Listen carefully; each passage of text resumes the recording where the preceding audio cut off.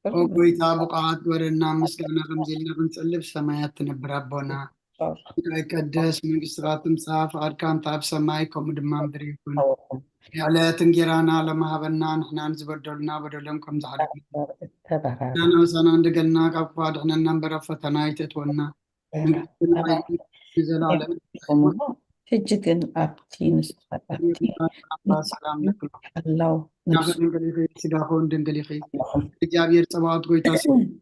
الله يسغي كاب أنس برغتي غي فرق رسوم برغيو وملتا تسقى جابير مساقي وفسة الدس والكي حتياتنا سريلنا نفت ودقي يس كرسوس من تانا حرات لمن لنا آمين ناين السحات صلوات وقويتا بزمعات زي أو كل مخاف تبوار بمثال حسابهم بغلو واسات أنا يو غاري حروحهم مبأرسا بنسل زخونك انت تقدس مكالكا تعرقنا نحدقلنا أملاخ سلام كن حدد تناوت ليتابنا أبزانا يدك أسكي زينا خاب كل چنكت ناس أكبرنا خاب كل غفاتن خاب كل فتنا سلام كحلونا خانا سلام ملاكا لا خلنا سأقام برراين تمم كرسب دخان حرور دخا كويتانا أملاخنا مدحنا يس كرسوس يتبون مسؤون كبرن قداسين قرمان زلقا معري خمس زخون وهقوت منفس قدسن سقانا يقبعك حج النزل ألم أمين حرنا بسوكف ساعات زتقلت صلوت وقويتا محرنا محرتاونا بزحلنا وعمنا بسوكف ساعات انجزين سناينا مدرين بخدت تقرر الكاكروسوس من عملخنا وعنا ويت عقسم بزح مراتن سنايات ملاخا روحن نتمعنا زقدام يوم حتى تنياتات تمحر نحاط من الساعات ملك بيوت كنبر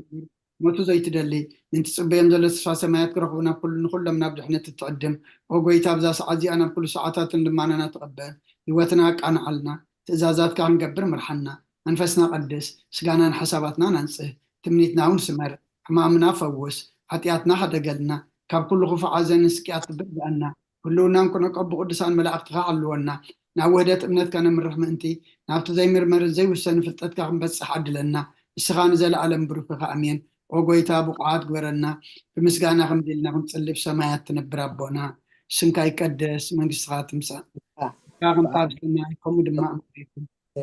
نجرانا لهم احنا نزودلنا بدلهم كم زحدقنا لهم بدلنا نعبسنا ندقلنا كم كفاد احنا نمبر فتنا يتأتونا ننقسن حيلن كبرن نزل عالمنا تكاين معمين اوزتي يا مريم بناي قدس جبريل ملاك سلام لك له بحلنا خد دنقليخي بسقاخون دنقليخي عدا إجاب يرتبعت قويتا سراوي سلام لك له بسغيك عبعان السبرغتي خي فركر سخون برخي وملتز أقاد جابير مساقي وفست الدسولكي حتياتنا أخسر يلنا نفت ودخي يسكر ساس منتانا محرات لمن لنا أمين كبرن مسقانا لنا أملا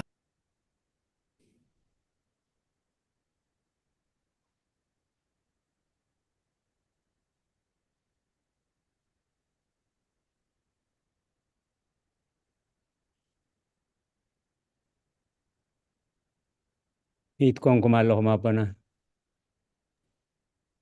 الراي جابير قبله ترفد ما أملاخ مسانا يقول آمين آمين قال هو يسمع لنا زخبركم حزب እግዚአብሔር ነዚ ቅድስት ቤተ ክርስቲያን ትህቦ ናይ ሰሉስ ጸሎተ ሰርክን ከምኡውን ሃይማኖት ኣበው ንምክትታል ግዜኹምን ስራሕኩምን ኣወሃሂድኩም ብጥባዓትን ብኣንቃዲ እውን ትከታተልዎ ዘለኹም ክሳብ ዚ ሰዓት ብድሓነ ሰላም ዓቂቡ በዚ ቅዱስ ጉባኤ ክንራኸብ ዝፈቐደልና ልዑለ ባህሪ ፈጣሪና ኣምላከ ቅዱሳን ናይ ባህሪ ምስጋና ይብፃሓዮ ነቶም ብጥባዓትን ብኣንቃዲ እውን ትከታተልዎ ዘለኹም ከዓ ትብሕብኡ ዝርኢ እግዚኣብሔር ሴተ ጻድቃን ኣስበተ ፍታን ይኽፈልኩም ትብል ንኩሎም በዚ ሰዓት እዚ ኣብ ፀበባ ኣብ ፀገም ኣብ ሽግር ንዘለዉ ረህዋ ሰላም ቅሳነት ዕረፍቲ ሃቦም ኣብ ቤት ማእሰርቲ ንዘለዉ ሙፃእ ሓራ ይፍጠረሎም ብሞት ስጋ ንዝተፈሊና ገነት መንግስቲ ሰማያት ሃገረ ቅዱሳን የዋርሶም ኣብ መሪር ሓዘን ንዘለኹም ከዓ ደበሳ ቅዱሳን ይደብስኩም ንኩላህና ከዓ ዘስተውዕሉ ኣእምሮ ሂቡ መወዳእታና የፀብቐልና ሎሚ ከም ፈቃድ እግዚኣብሔር ንሪኦ ሃይማኖት ኣበው ምዕራፍ 16 ኢና ክንርኢ ከም ፈቃዱ ኣብዚ ናይ ሎሚ ኣብ ምዕራፍ ኣብ ቁፅሪ 6 ክፍሊ 7 ቁፅሪ 6 ክሳብ ብሓደ መወከሲ ገይሩሉ ኣሎ ወንጌል ዮሃንስ ምዕራፍ 1 ካብ 1 ክሳብ 14 ኣዴና መምህር ሳራ ከንብባልና ያነ ንባብ ካብ ጥቕሳ 1 እዚ ሃዋርያ ኣትናቴዎስ ከም ብሓድሽ ኣብቲ ብዛዕባ ቅድስቲ እምነቱ ዝፀሓፎ ከም ዝበለ ንእግዚኣብሔር ኣብ ምስጋና ይኹን ኣሜን። ብመለኮቱ ሓደ ዝኾነ ብሰለስትነቱ ንኣምን ጎይታና ኢየሱስ ክርስቶስ ድማ ሰብ ዝኾነ ኣምላኽ እዩ። ኣምላኽ ዝሓደሮ ሰብ ጥራይ እውን ኣይኮነን። ካብ ቅድስቲ ድንግል ማርያም ዝለበሶ ስጋ ዳኣ እምበር ካብ ህላው የመለኮቱ ዝተረኽበ ስጋ ንቓል ኣይተወሰኾን። ኣብ ግዜ ሕማም እውን ብስግኡ ዳኣ እምበር ብመለኮቱ ከቶ ኣይሓመመን። ከመይ ኣብ ብኣካሉ ብገጹ ብመልክዑ ፍጹም እዩ፣ ወልዲ ድማ ከምኡ ብኣካሉ ብገጹ ብመልክዑ ፍጹም እዩ። መንፈስ ቅዱስ እውን ብኣካሉ ብገጹ ብመልክዑ ፍጹም እዩ።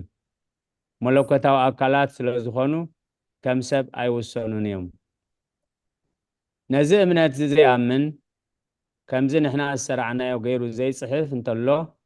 ጉባኤ ሃዋርያት ዝኾነት ቅድስት ቤተ ክርስቲያን ተውግዞ እያ። ክፍሊ 6-5 መሊሱ ድማ በለ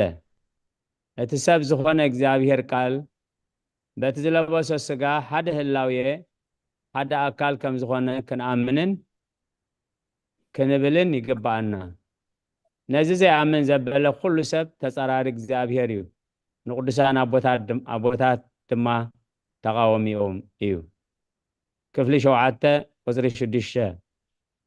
እዚ ቅዱስ ሃዋርያ አትናቴዎስ መሊሱ እውን ከም ዝበለ ብኩሉ ግብሪ ቅዱሳት መጻሕፍቲ ዝተዛረብዎ ከነስተውዕል ይግባአና እዩ። ከመይ ጎይታና ኢየሱስ ክርስቶስ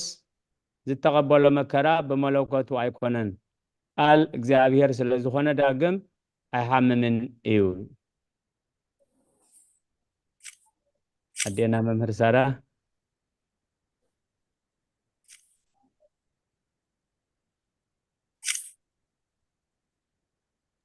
ሕራብ መርጌታ ወንጌል ዮሐንስ ምዕራፍ 1 ካብ ቁፅሪ 1 ክሳብ 14 ቃል ብመጀመርያ ነበረ፣ እቲ ቃል ድማ ኣብ ኣምላኽ ነበረ፣ እቲ ቃል እውን ኣምላኽ ነበረ። እዚ ብመጀመርታ ኣምላኽ ነበረ። ብኡ ኩሉ ኮነ፣ ካብቲ ዝኾነ ዘበለ ድማ ብዘይብኡ ዝኾነ የልዎን። ህይወት ኣብኡ ነበረት፣ እታ ህይወት ከዓ ብርሃን ሰብ ነበረት።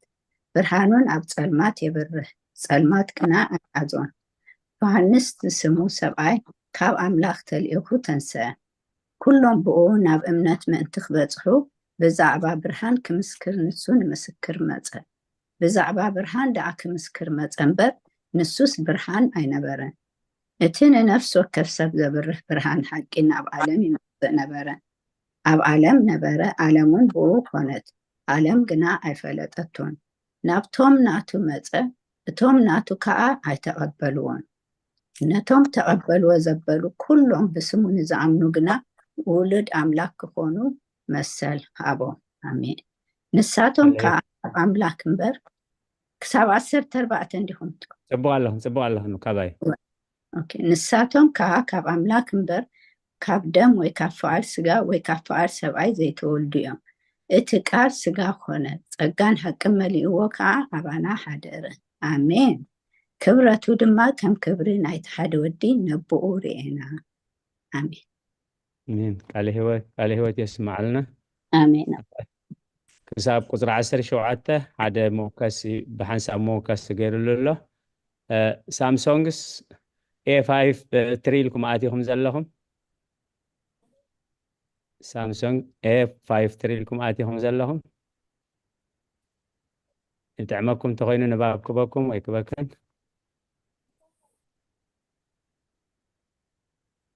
أبي مرقت أنا تيري تهون ونهكا ያው ተቀይራህን هراي መዝሙር 74 ቁፅሪ 12 ክሳብ 16 ሃብትና ረዘነት ቀዳማይ ጴጥሮስ ምዕራፍ 3 ካብ 18 ክሳብ 20 هراي ንባብ ቁፅሪ 6 ቁፅሪ 6 ቢብናያ ቁፅሪ 7 ስጋ ሰብ ስለ ዝተዋሃደ ሕማምና ጾረ ብስጉኡ ድማ መከራ ተቐበለ ንዘለዓለም ከዓ ስጋ ተዋሂዱ እዩ ዝነብር ክፍሊ 8 ቁፅሪ 8 كمون دقيمو نولد واحد نتحدى يسجدلو نتخلى زي يسجدلو كلتا فليات هلاوية يبلون بلا كم بحدش سجا زي بلقالن حد هلاوية حد جز حد أكل بمخان تواهدو سب زخنا أملاك كأنسو بينو إيو نسو بينو خايو خطو زي الوقت جناخ إجزابير قال حد جز حد أكل حد جبري حد هلاوية خوينو سجا تواهد بلا كفلة الشعاتة وزري 11 مليسون بزعباتي قويتانا يس كريستوس نفسها بسقو فاليو نفسي المرادون نفسات صاركان موصون كم زبالة أب أوان قدس سغلتو صحاي هادمة ورحز المتا كواخبتو إن منافقان كيبرهو تحابو ورحكوا بملآت كلا أيبرهتن وزرع 10 صحاي برهانا مسكالكلت كلهم فطرات أملاهم كم حدا شفتا أب عنسيته تسقيلو خلو خيريو بسألمات تواحتو اسمع عالتقاء سألمة عربة وزرع 14 حدا حري ملأخ كان ما أخل كلهم ملأختي نتهم علاويان من انتخطف سيفو بقلص بإيدو حيزوالسه محرات اكزاب كريستوس مسكالاتو قنا اتملأخ بتسيفو نتمقار الجابيت مقدس زبيتو ترثورو كابل عليك ساب تحتون أبكلتا قبرو وزرع 15 كلهم ملأخت دما كاب سمايات خوينهم نعور يوم كوغطعو خلو ناي أب محرتو ناي ولد تعقستو ناي منفس قدس لوهاتو خلاتهم برهان معالتقاء علم أب سلمات دربس بس النابل خلو حديق وهادمه إذا كل زخنا دما قويتانا يس كريستوس نفسو خابسقو قدم مفلايو إيو وزرع 17 نفسو خابسقو مسفلي قنا شعو برهان أبسي أولون أبس الماتن وزا قويتانا خا بقصبت بسقو زي كونس بمنفسو نابسي أول ورده سلقالاتو اكزابير استمسقنا يهون نابغاد يكون سامي الحاونا الرأي مزمور داويد معرف 74 كب 12-16 جناخ اتي أما أكل مدري قبرتات مدحان زقبر زل أملاخ كاب تنتي نقسيو نسخا نبحري بحيلخا مغل كايو أرأس قبلات أمايات شفلقكا أرأس ليواتات تدكيتكا نتوم أبرخا زنبرو مقبك خونو هابكايو عين ماياتن منشن أفلفلكا نتقول جيزي زو حزرباتات أنكس كايو معالتنات كايا ليتون ناتايا نبرهانن صحاين قبر كايو الهوت يسمع لنا راي حبتنا رزنت ቀዳማይ ጴጥሮስ ምዕራፍ 3 ካብ 18-10 ክርስቶስ ድማ ናብ ኣምላኽ ምእንቲ ከቅርበና ኢሉ ነቲ ንሱ እቲ ጻድቕ ስለቶም ዓመፅቲን ሓንሳእ ስለ ኃጢአት ሞተ ብስጋ ሞተ ብመንፈስ ግና ህያው ኮነ ብኡ ኸይዱ ድማ ነቶም ኣብ ቤት ማእሰርቲ ዝነበሩ መናፍስቲ ሰበኸሎም ትዕግስቲ ኣምላኽ ብመዓልትታት ኖህ ምስ ተጸበየት እታ መርከብ ክትስራሕ ከላ ብኣኣ ሒደት ማለት 8 ነፍሲ ብማይ ዝደሓናላ ነቶም ቀደም ዘይኣመኑ ሰበኸሎም ላዕላት ተመስገን الهوت يسمع لنا الراي حبتنا هوت ቆላሲስ ምዕራፍ 1 ቁጽሪ 10 ቁጽሪ 18 ሲኦል ተረበጸት መሰረታታውን ሰንበዱ ንኹላ ምድሪውን ኣብዘይ ጊዜኣ ኸይትጠፍእ ሓዛ ደሙ ናብ ምድሪ ኣፍሰሰ ንዓኣን ንኹሉ ኣብ ውሽጣ ዘሎን ድማ ኣለዎ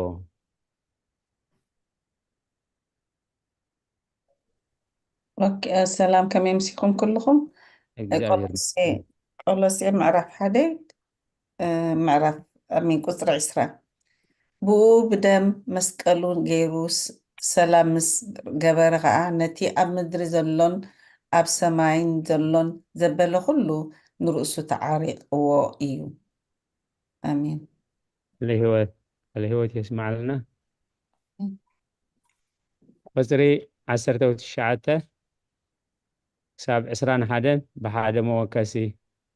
يغيروا زلو حبتنا ملو مزمر داويد 207 قصري 8 كساب 10 حاونا يوسف وانجيل ماتيوس معراف 27 كاب حامسا كساب 53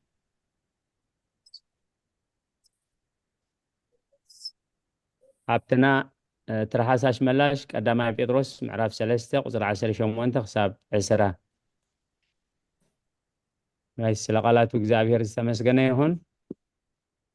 ቁፅሪ 19 ምእንቲ ኩሉ ፍጥረት ሰብ ክብል ንስግኡ ኣብ ዕፀ መስቀል ከሎ ሓደጎ መንፈሱ ግና ናብ ሲኦል ወረደት ነተን ኣብኡ ዝነበራ ነፍሳት ድማ ሕወየት ንሲኦል ማሪኻ ከዓ ነቲ ኣብኡ ዝነበረት ኩሉ ፍጥረት ሓዘት። ቁፅሪ 20 ስግኡ ድማ ነቶም ኣብ መቃብር ዝነበሩ ኣተንስአ ነፍሱ ግና ነተን ኣብ ሲኦል ተኣሲረን ዝነበራ ነፍሳት ፈትሐት።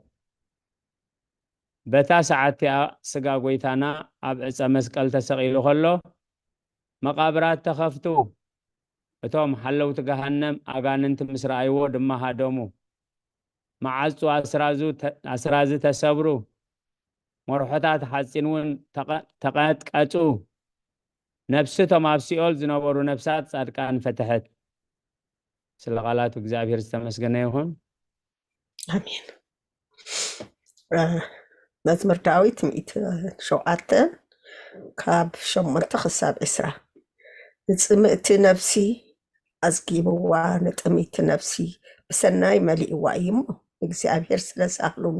ስለቲ ንደቂ ሰብ ዝገበሮ ተኣምራቱን የመስግንዎ።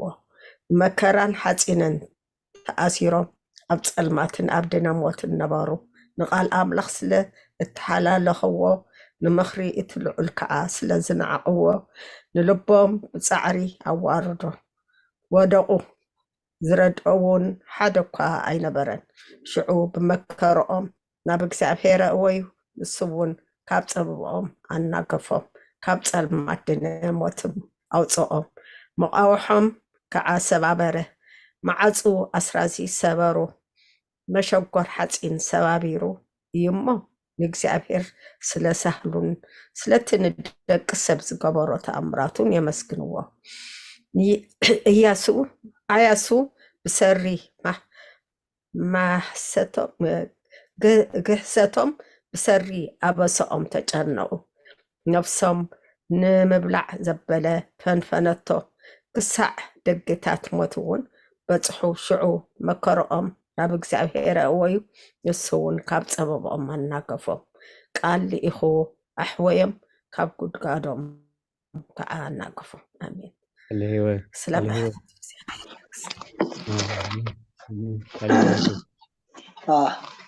መዝሙር ማቴዎስ 27 ካብ 50 ክሳብ 53 ኢየሱስ ከም ብሓድሽ ብዓብይ ድምፂ ጨርሐ ነፍሱ ድማ ወፀት እነሆ መጋረጃ ቤት መቅደስ ካብ ላዕሊ ክሳብ ታሕቲ ኣብ ክልተ ተተርተረ ምድሪ አንቀጥቀጠት ኣካውሕ ድማ ተጨዱ መቃብራት እውን ተኸፍቱ ብዙሓት ደቂሶም ዝነበሩ ስጋ ቅዱሳን ተንስኡ ድሕሪ ትንሳኤ ካብ መቃብሮም ወፂኦም ናብታ ቅድስቲ ከተማ ኣተው ንብዙሓት ከዓ ተራእዩ። ቃላት እግዚአብሔር ተመስገን ይሁን። الرشة تماي بطرس معرف 3 قدر 10 شمان ماشي ክርስቶስ ድማ ናብ ኣምላኽ መንቲ ከቕርበልና ኢሉ ንሱ እቲ ጻድቕ ስለቶም ዓመፅቲ ሓንሳእ ስለ ኃጢአት ሞተ ብስጋ ሞተ በመንፈስ ግና ሕያው እዩ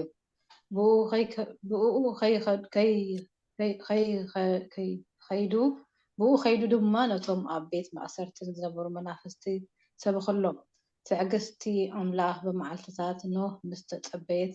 እታ መርከብ ትራሕ ከላ በኣኣ ሒደት ማለት 8 ነፍሲ ብማይ ዝደሓነላ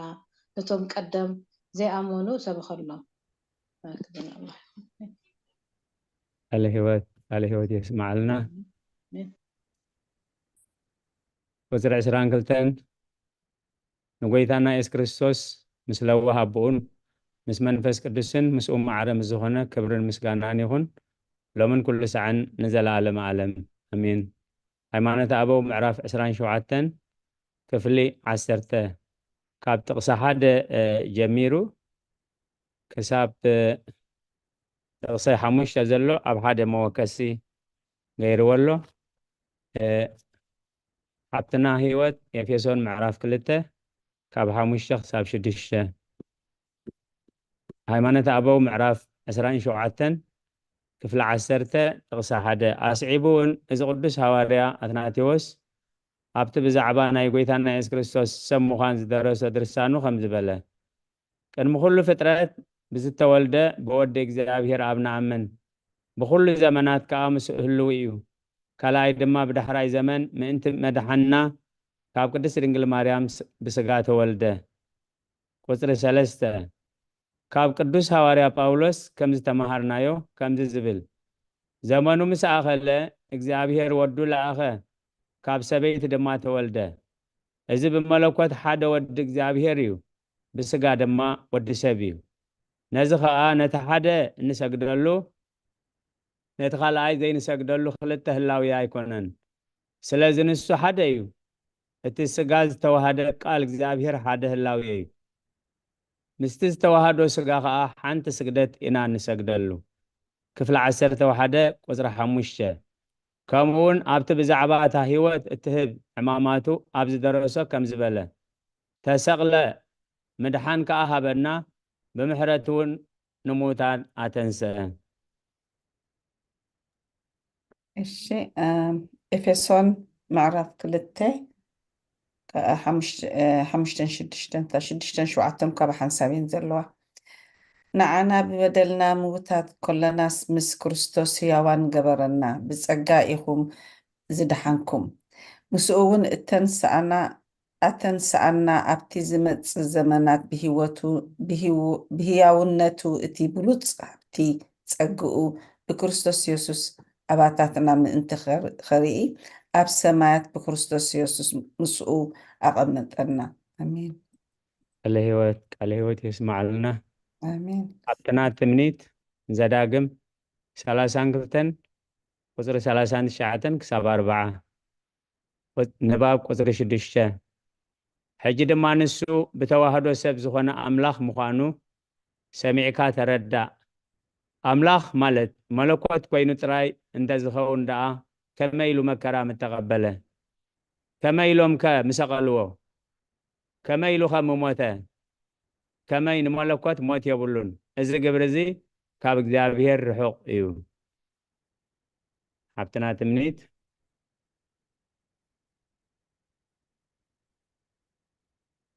إيش بنا؟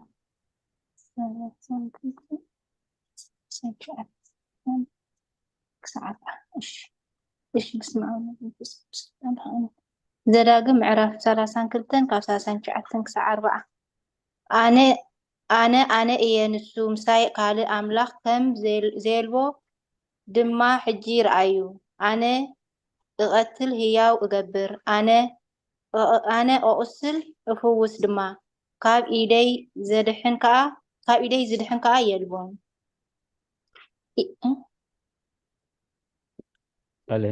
يا كاب إيدي زدحن كا يلبون إيدي نسماي العلمو أنا نزل علم هياوية إذن الهوت يسمع لنا راي عبتنا الأولى قدام كورنثوس معرف 5 قصري 13 عبتنا تاتيوس إبراهيم معرف 5 كاب 1 كساب 4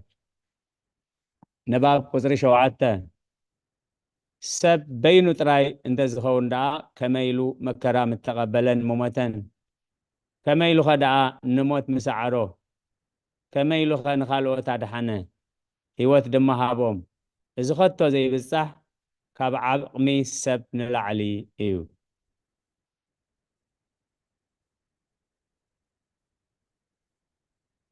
عبتنا الأولى نباخي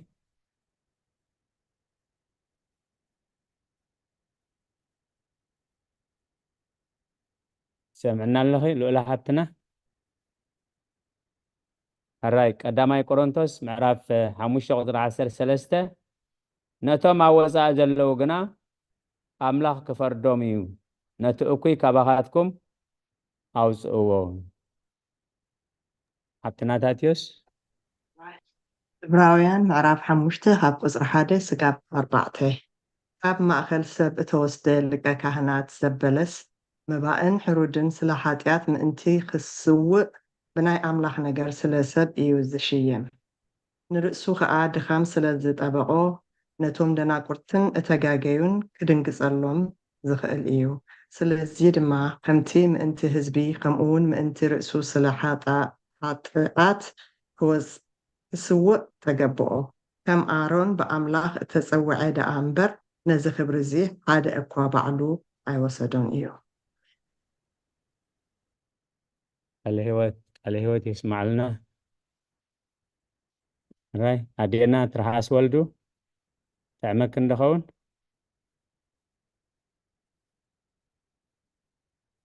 أبتنا مع ذاك الدسان أبيت أبونا وانجيل لوكاس እግዚአብሔር ይመስገን ወንጌል ሉቃስ ምዕራፍ 14 ወጽቤ 5 أدينا ترحاس والدو سمعنا عدد هلوه الراي أدينا ممهر سارة وانجيل يوحنس معراف 26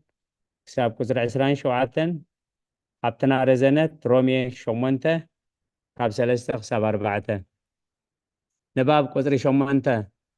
نسو مكرا تقبيلو ميتو فترتو أدحانه نمود ما سعارو كمي أملاخيو سبك أيو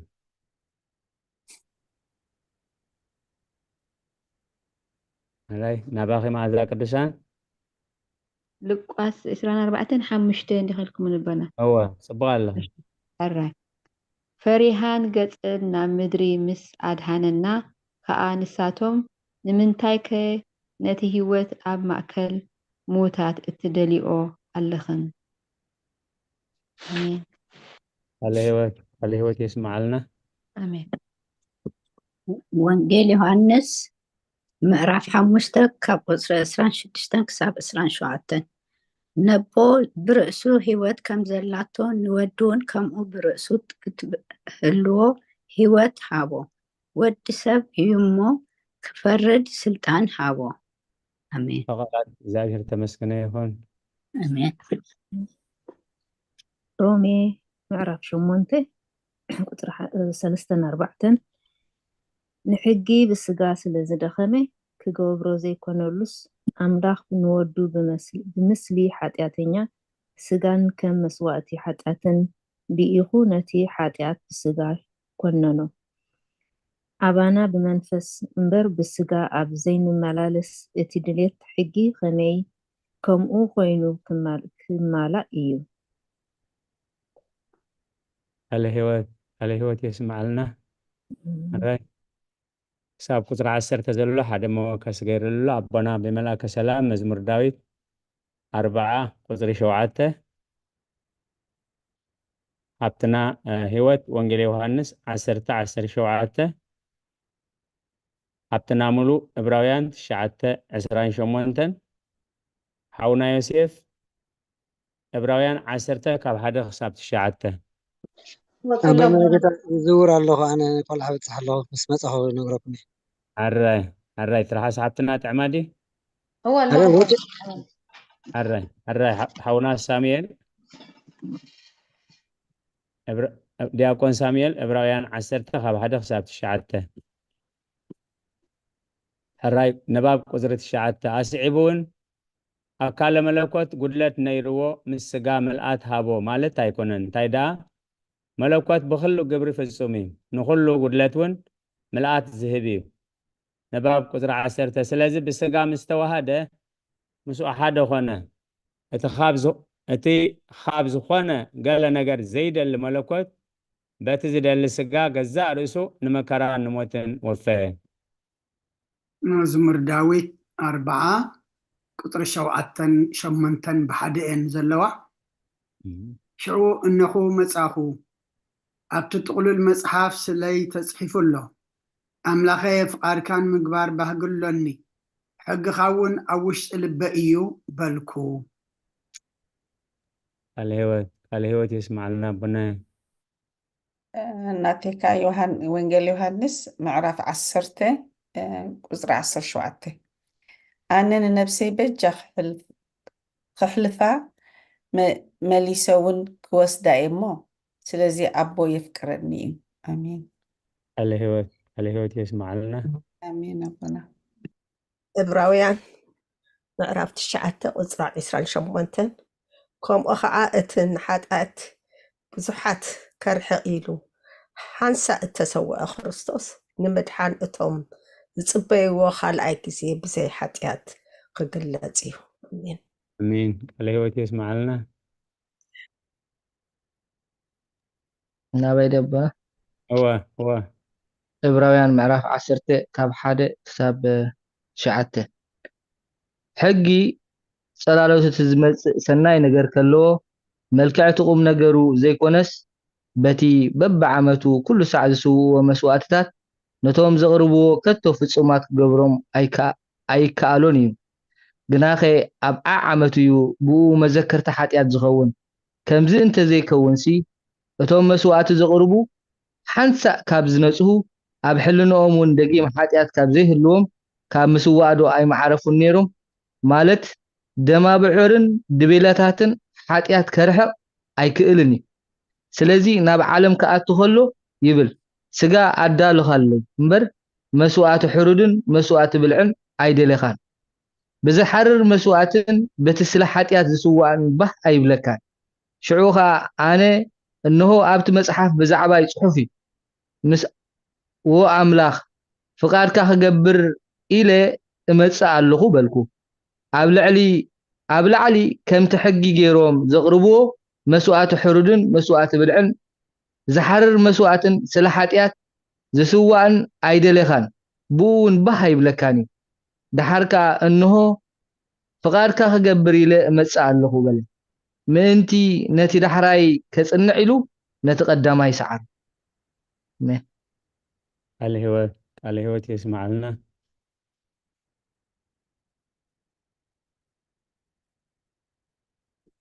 راي كفلي 12 تقصى 11 ዳግም ኣብቲ ብዛዕባ ቅድስ ስላሴ ንሳልሳይ ግዜ ዝደረሶ ንኣርዮሳውያን ከሕፍሮም ከሎ ከም ዝበለ ሰብ ኣብ ዘይኮነ ኣካል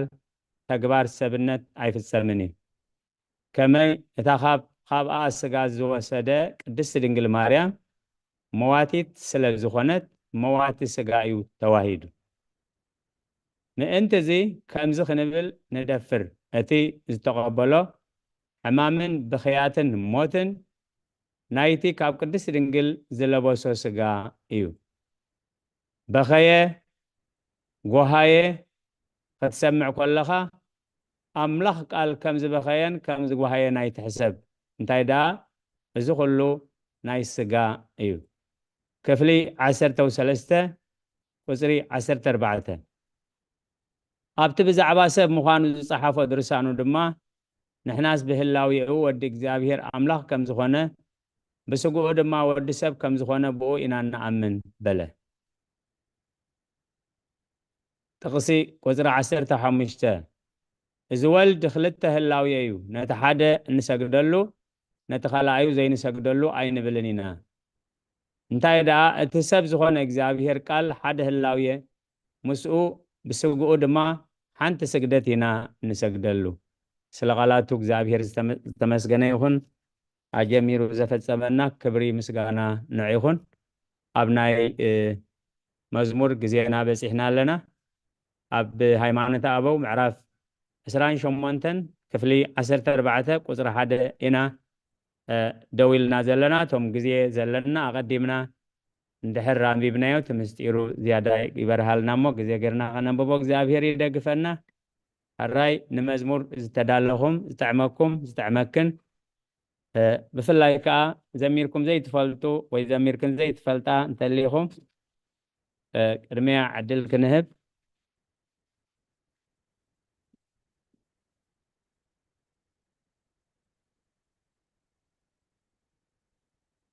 الراي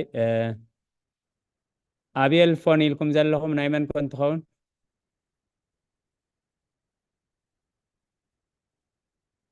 أبيل كما يوعلكم كما يقنيكم እግዚአብሔር بعد መጣሁም كلهم سدرا ቤት መዲና ዓለም كما يوعلكم بري እግዚአብሔር መስገን ተመስገነ ይሁን الراي بس حبتنا تمنيت كلتي خنا إتكنا حفابل كنا لهون هذا تمنيت مجمرة حن تمنيت تقدم بس أنا جمرتي الراي زمرة عندك عشان لكن زمرة هراي تمنيتي كبرها بكي أني اللي مزمور داويت 10 شمنتي حدن كلتن الراي እግዚአብሔር ሃይለይ የፍቅረካ እየ እግዚአብሔር ሲኸውኸይ ዕርደይ መናገፍየይ ኣምላኸይ ዝሃድመሉ ፀቀይ ዋልታይ ቀርኒ ምድሓነይ ደግማ ክእል ደበና هو وسقاب 3-4 زقاب متعامل እግዚአብሔር ሃይለይ የፍቅረካ እየ እግዚአብሔር ሲኸውኸይ ዕርደይ መናገፍየይ ኣምላኸይ ዝሃድመሉ ፀቀይ ዋልታይ ንድሓነይ እግዚአብሔር ሃይለይ የፍቅረካ እየ እግዚአብሔር ሲኸውኸይ ዕርደይ መናገፍየይ ኣምላኸይ ዝሃድመሉ ፀቀይ ዋልታይ ቀርኒ ምድሓነይ እግዚአብሔር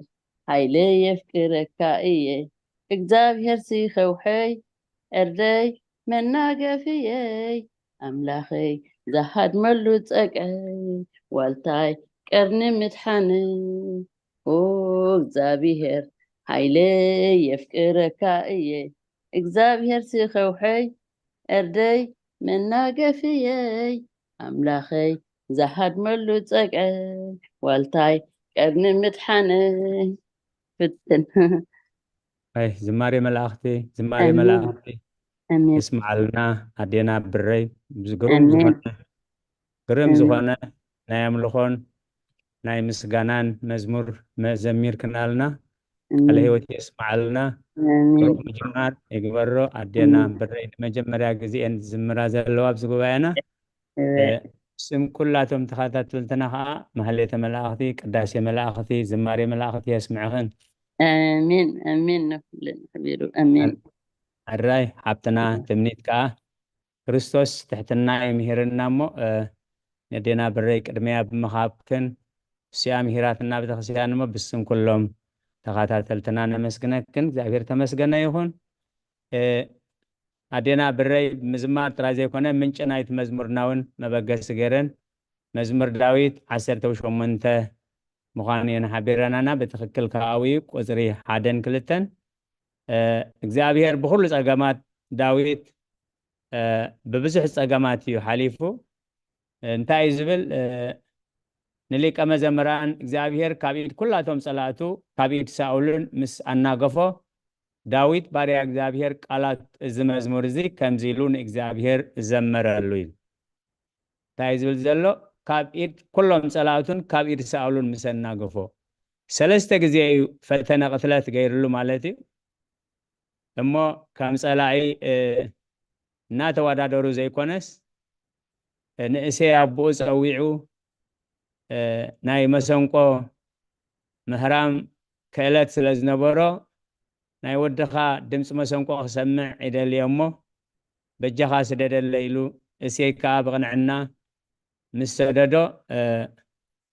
أمندق مسون كون دهارة مخلّي بخينات وجيو سحيتوا مالتي أملاخنا جيفوا سلزي زادهم كل داويت ممكنات إجت ولا دانيال معرفة أنا بست ولا سوسنا أم إدارة بنات النبلت بتخرسيان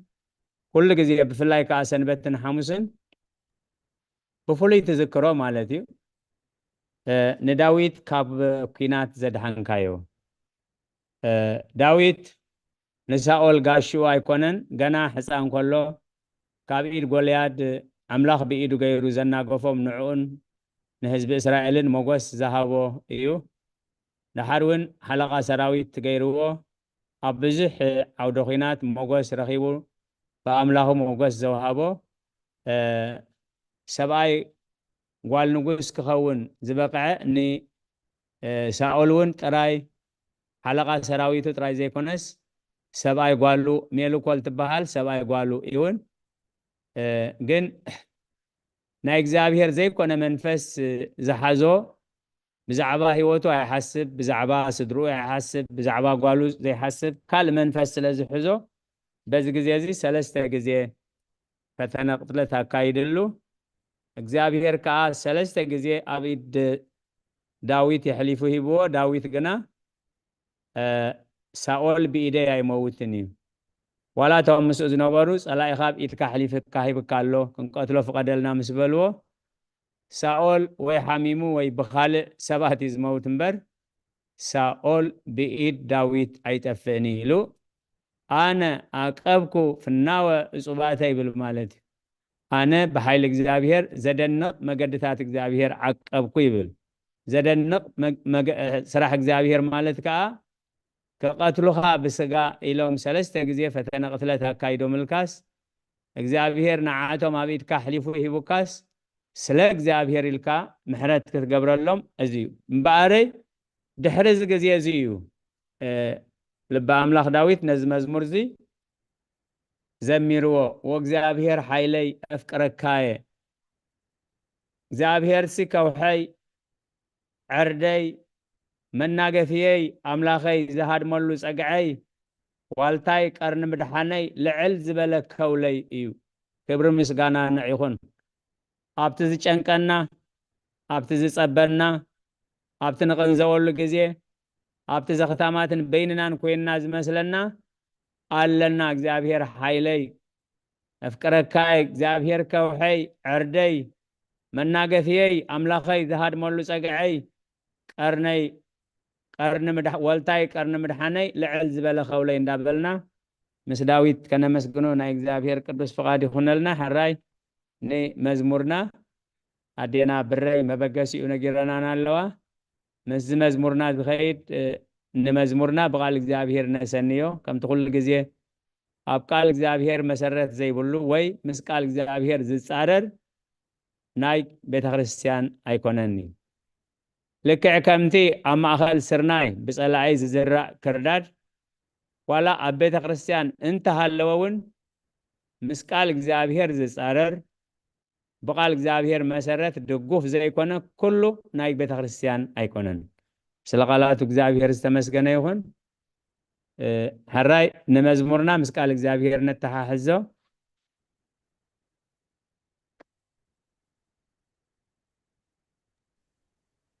ترحاس الله قبلاي ريادينا ترحاس قعدهاناتن قعد دمصخنا اسمعنا قعد دمصخنا اسمعنا انا من كبر المسكان انا يخون هاي مزمور داويد معراف سلسته قصر سلسته او زابير نسخاجنا ابزوري وارتايخا كبري نرأسي الإيل التبلا نسخايخا قال هو تسمعنا زماري آمين آمين قال هو تسمع لنا راي عبتنا عللتها مزمور داويد عسران شمونتن قزر شوعات سديده لنا الله زتعمو سب كم ببلنا أنا حيدي له بنا هراي كم نذهبتنا እግዚአብሔር ሲ ሓይለይን ዋልታይን እዩ ልበይ ብኡ ተወኪሉ ኣነ እውን ተረድየ ስለዚ ልበይ ይፍስሕ ኣሎ ብመዝሙረይ ድማ ክውድሶ እየ الهوت يسمع لنا حبتنا هللتا خا ኣብ ስራሕ ኮንኪ ብፍቅሪ ቃል ኣምላኽ ኣብ ማእኸልና ኮንኪ ነዚ ስለዘካፈልክና ቃል ህይወት يسمع لنا هراي እግዚአብሔር ሲ ሓይለይን ዋልታይን እዩ ልበይ ብኡ ተወኪሉ ኣነ እውን ተረድየ ስለዚ ልበይ ይፍስሕ ኣሎ ብመዝሙረይ ድማ ክውድሶ እየ ስለ ቃላቱ እግዚአብሔር ዝተመስገነ ይኹን ምናልባት ከባይ ጀሚር ካብ ዝሓለፈ ግዜና ኣብቲ ዝጸበና ኣብቲ ዝሽግረና ኣብቲ ጽልምተና ናምበን እየ ዝኸዶ ንመን እየ ዘዛርቦ ንመን እየ ዘማኽሮ መን እዩ ዝድግፈኒ መን እዩ ዝሕግዘኒ ኢልና ንኸውን ኢና ሕጂ ግን እግዚአብሔር ሰ ሓይለይን ዋልታይን እዩ ልበይ ብኡ ተወኪሉ ኣነ እውን ተረዲአ ስለዚ ልበይ ፍስሃሎ ብመዝሙረይ ድማ ቅዱስ ስለ ቃላቱ እግዚአብሔር ዝተመስገነ ይኹን ሕራይ ሃብትና ህይወት أنا خاب مزمور داويت 86 معرف 86 قصر 10 تخلتن 10 سلستن بحسابين وزقابي رام لاخي سهل خانا عي عبيو ننفسي وين كما عمق سيول أو سيقايا إخامو بملوء لبي كمسكنكا سمكا ونزل عالم كخبرو إيه آمين الهوت يسمع لنا الهوت يسمع لنا مزمور داويت 86 وزر 10 تخلتن 10 سلستن يام ببهلنا هوت حبتنا وእግዚአብሔር አምላኸይ ሳህልኻ ንዓይ ዓብዩ ሳህልኻ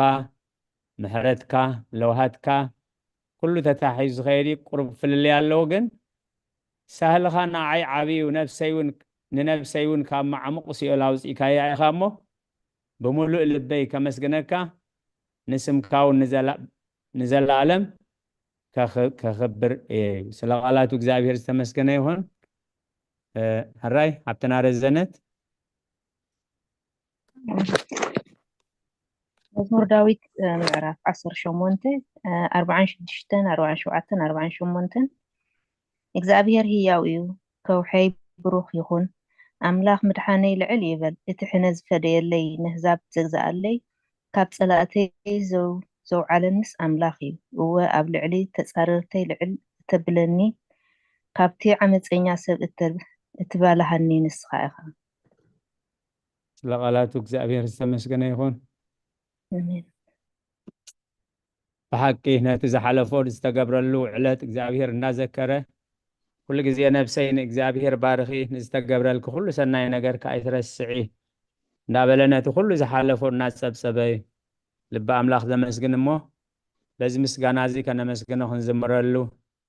ስለዝፈቐደ እግዚአብሔር ሓይለይ የፍቅረካ እግዚአብሔር ሲ ዋልታይ ፀግዐይ ቀርነይ ቀርኒ ምድሓነይ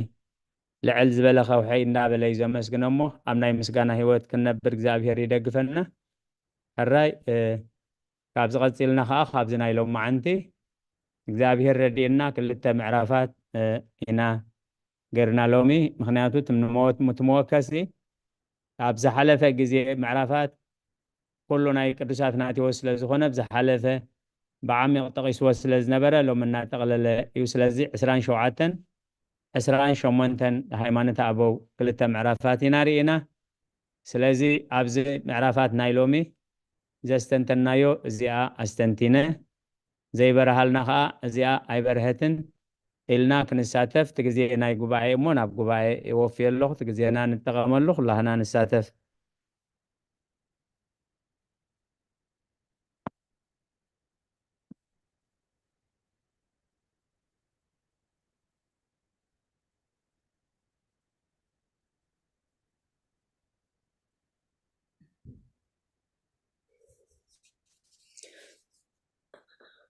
أنا حتى ولاتني أبونا ሕራይ ካብ ምዕራፍ 26 እዩ ተኸታተሉ እናሰራሕኩ እየ ዝከታተለኩም ዘለኹ ሕራይ ፅቡቕ ኣይፈለጥኩ ኣነ ግን እንታይ ኢሉስ ብመንፈስ ናብ ሲኦል ብስጋኸ ይኮነስ ብመንፈስ ናብ ሲኦል ክኸድ መንፈስን ስጋን ኣይተፈላለያን ነይረን ድን ትኽትስእ ከሎ ሽዑሲ ከም ኣትብል ሰሚዐ ክተንብበሉና ከለኹም ሲ هو ኣገዳሲት ስለ ዝኾነት ኣብ ክልተ ግዜ ተጠቂሳ ኣላ ሎማ ዓንቲ ማለት እዩ እስኪ ተገልፁልና ሕራይ ኣብ ምዕራፍ 26 ቁፅሪ 21 ተጠቂሳ ኣላ ኣብዚ ካልኣይታ እያ ትጥቀስ ዘላ ማለት እዩ ኣብዚ ናይ ሎማ ዓንቲ ጥራይ ኣብ ቁፅሪ 17 ከዓ ተጠቂሳ ኣላ ማለት እዩ ናብታ ናይ ነተን ነባባት ከነንብበን ኢና ማለት እዩ ኣብ ቁፅሪ 17 እንታይ እያ ትብል ዘላ ነብሱ ካብ ስግኡ ምስ ፈለየ ግና ኢሉ ሽዑ ብርሃን ኣብ ሲኦልን ኣብ ፀልማትን ወፀ ጎይታና ከዓ ብቕፅበት ብስግኡ ዘይኮነስ ብመንፈሱ ናብ ሲኦል ወረደ ኣብዚኣ ዘላ እታ መወከሲ ማለት እዩ ተቐዳመይቲ ክደግማ እያ ታንባብ انت اتبل نفسو خاب سقو مسفلي جنا شعوب برهان اب سيولن اب سلمات وسه ويتانا خاب بقصبت بسقو زي كونس بمنفسو ناب سيول وردت بن قصر 10 شوعته مالتي تخلايت نباب اب قصري 21 بتا ساعتها غويتان سغا غويتانا اب اص مسقل تسقيلو خلو مقابرات تخفتو اتوم حلو تجهنم اغاننت مسرعي ودما هادومو معصو سرازه تسبرو مرحوتات حصينون تقطقطو نفسو نتوم اب سيول زنبرو نفسات صادقان فتحتين اب قصر 10 شوعتن 10 حدن حج خنوها هدن بتا ساعتي سغا غويتانا ابص مسقل تسقيلو خلو يبل مالت اذا هبست سرك نبلا اب قدامات ساعه 3 يدول مالتيو بجك قدامه سنبت كل غزيه مالتيو ساعه 3 قدمي زلو غزيه نزيا يوم افهم زخفتو مالتيو بالدحري يخصنح زدلون كصنح خالي تا هبست زرك تبحال جن ابزا غزيه زيا غويتانا يس كريستوس ملكوت التوحدو سغو امسقل تسقيلو خلو ملكوت التوحدو تو نفسها نسيول وريدا نتوم نفسات حرا اوصاتهم حجي اتا تقسي كل غزي بقال እግዚአብሔር ዘይተሰነየ ናይ ቃል እግዚአብሔር አይኮነን ንብሎ አቦታትና ቅዱሳን ዝኸድዎ ዝነበሩን ዝሰርሑሉ ዝነበሩን ንዓና ከዓ ብኸምኡ ክንከይድ ስለ ዝመሃሩና እዩ ስለዚ ቀዳማይ ጴጥሮስ ምዕራፍ 3 ቁጥር 18 ክሳብ 20 ያት መወከስ ቀሪባ ዘላ ማለት እዩ እንተ ጥዕምክ ከተብብልና ሙሉ ሓብትና عينتي قداماي بيتروس معراف 3 كاب 18 حساب 10 كلاخ حنساب حراي قداماي بيتروس معراف 3 قصر 18 حساب 10 عسرت شمونت صح كريستوس دما ناو املاح متخ قربنا استبليا وصبغ الله كساب 10 بده الصوت صادق سلاتهم عمصي حنسا سلاز حاتيات موته بسغا موته منفس جن هياو كونه وخيدو دمانتهم ابيت مأسرت زنبرو منافستي سبخلهم تأغستي املاح بمعلتتاتنو مستتصبيت اتا مركب كتسرح كلا بقى هيدت مالت شمونت نفسي بماي زدحانا لانتهم قدم زي امنو سبخلهم الله هو تسمع لنا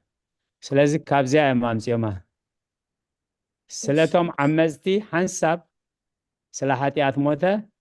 بسقا موته بمنفس قنا هياو كونن موته بسقا وهاي وبمنفس بقو خيدو دمايلو بتهياو زخونه ملكوت التوحدو نفسو كيدو خا نتوم ابيت معسرت زنبرو منافستي سبخلهم دحرموتيو سقو كاب نفسو كاب سقو ختفلخو الله سب زخونه سب زعرفه نبلو نفس خاب سقا ختفلخو الله سب عارفو نبلو مالتي نتي اب سقا مريض ترفه سقا اريسا نبلو ጎይታና ኢየሱስ ክርስቶስ ነፍሱ ካብ ስጉኡ ምስተፈልየት መለኮቱ ግን ካብ ስጋ አይተፈልየን ካብ ነፍሱ ከዓ አይተፈልየን እታ መስቀል ጠልጠልጢሉ ዝነበረ ስጉኡ መለኮት ተዋሂድዎ ነይሩ እታ ንሲኦል ዝወረደት ነፍሱ ከዓ መለኮት ተዋሂድዎ ነይሩ ከመይ መለኮት ሙሉእ ኣብ ኩሉ ሙሉእ ስለ ዝኾነ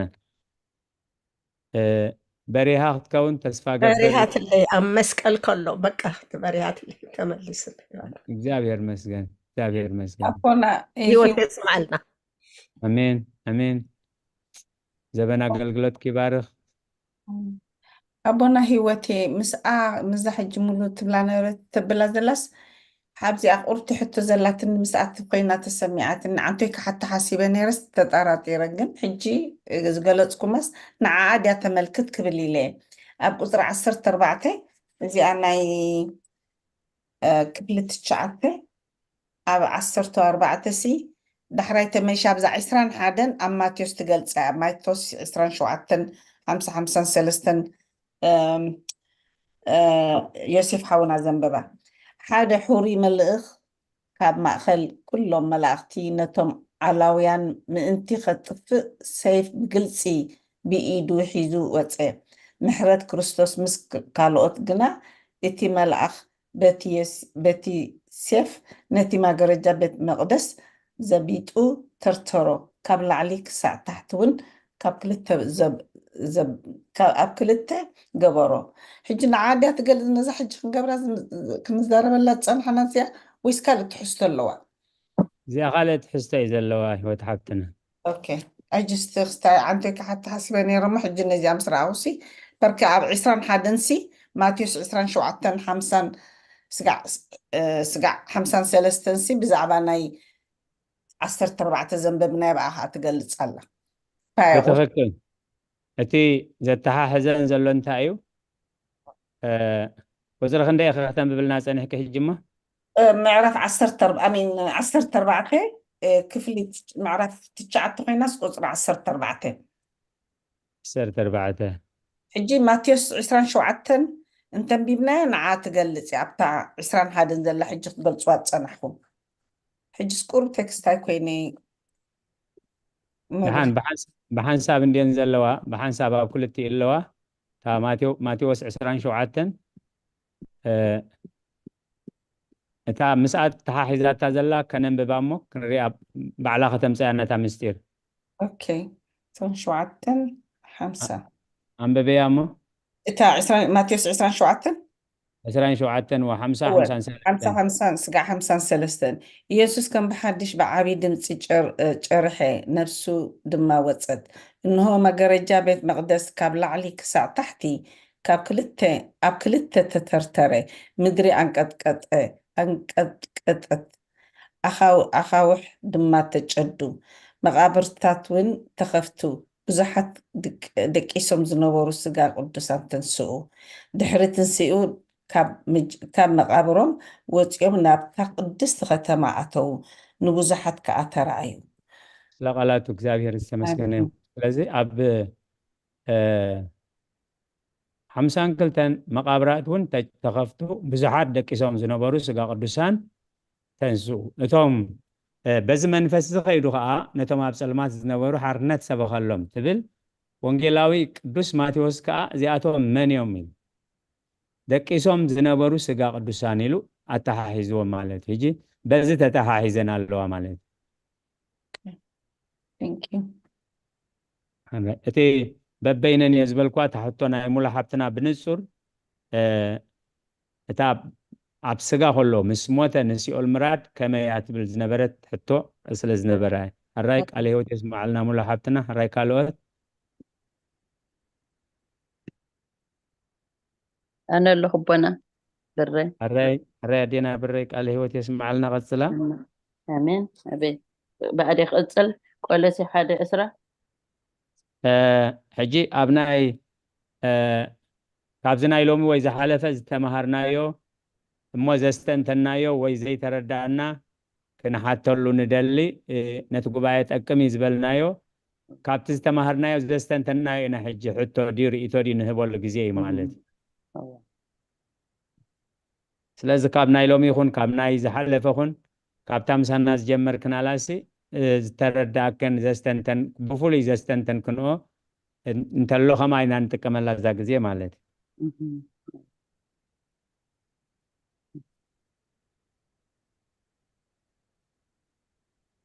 ዮሐንስ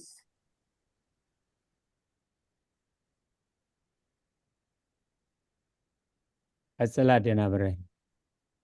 أنا كنبب يمثلني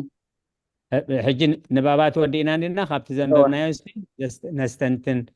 ዘይበረሃልና ከምዚ ኣሕዋትና ክሓቶ ዝፀንሓ ማለት እዩ እዚ ወይ ከዓ ዘስተንተናዮ ማለት كم مقرفات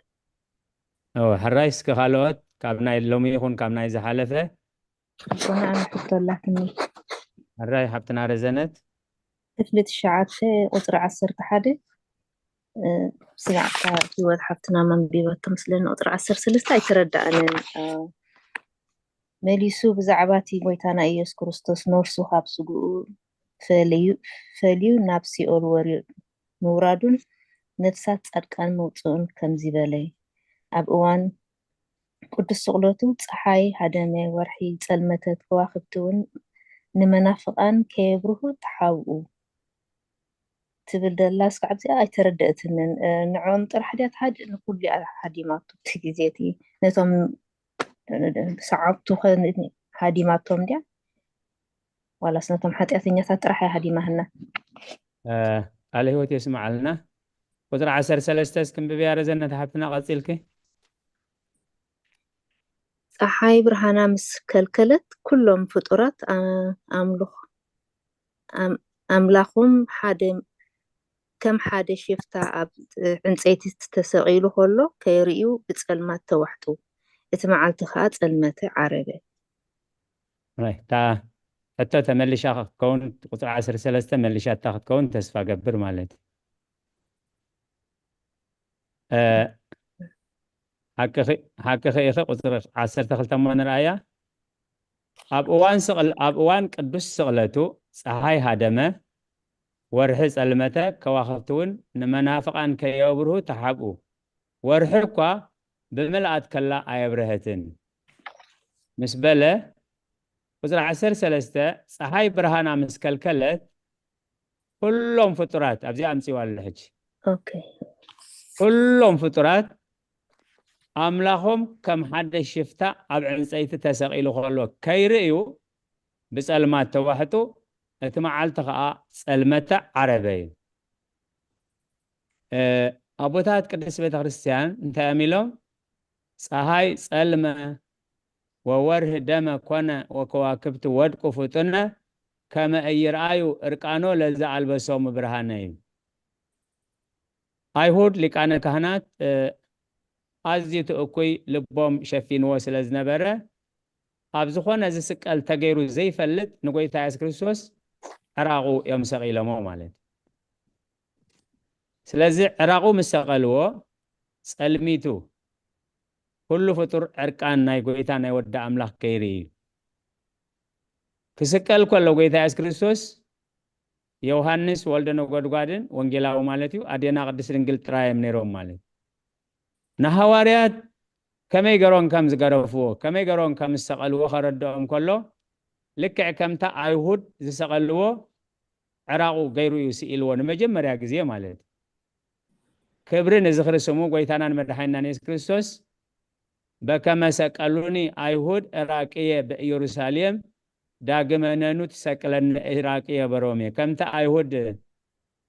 ኣብ ኢየሩሳሌም ዕራቀይ ዝሰቀሉንስ ካልኣይ ግዜ ዶ ኣብ ኤፌሶን ዕራቀይ ክትሰቅለኒ ደሊኻ ዝብል መልእኽቲ ጎይታ ምስ ተቐበለ ግን ኣነስ ዘይነበረ ከይውስኽ ኢለ እምበር ፍቓድካ እዛ ሰበን ኣብ ሓፍረቱ ዘላ ሰበን ዮሃንስ ዘቐመጣይ ኣይሁድ ግን ብዘይ በኣዮም ሰቂሎሞ ማለት ቅድሚዑ ይኹን ድሕሪኡ ከምቲ ናይ ጎይታና ኢየሱስ ክርስቶስ ዋላ ክስቀል ተሰቂሉ ክመውት ዝተፈርደ ሰብ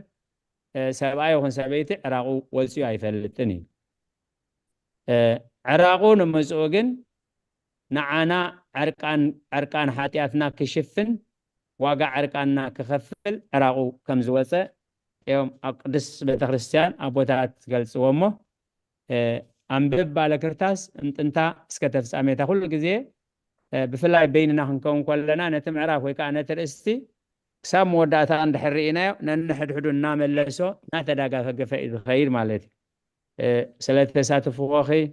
እግዚኣብሔር ፀጉኡ የብዝሓልኪ እግዚኣብሔር ተመስገነ ይኹን ረዘነቲ ሓፍትና ሃራይ ካልኦት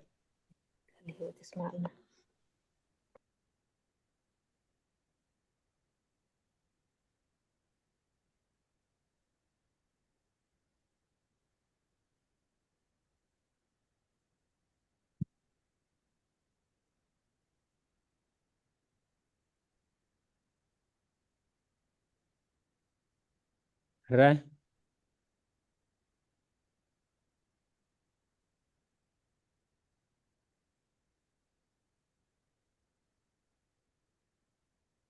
الراي تمنيت حابتنا ويحاونا يعقوب نحجريا إذا حفيل الله نحجريا نعنتبه